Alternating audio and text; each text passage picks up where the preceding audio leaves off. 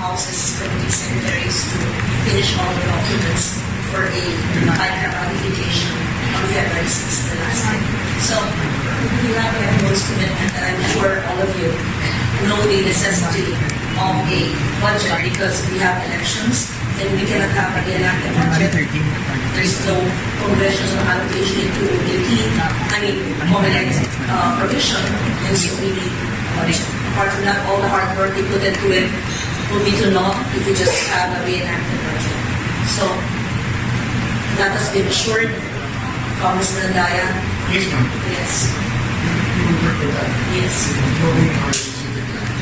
We acknowledge also your Ay, assurance for utmost transparency. That's the reason that we are here. And we acknowledge also, to the best of our ability, to include amendments which are both institutional and individual in nature. And we acknowledge the needs of the districts to take into consideration the needs both in terms of livelihood, infrastructure development, sustainable development in the respective districts, which was laid on the table in the first time.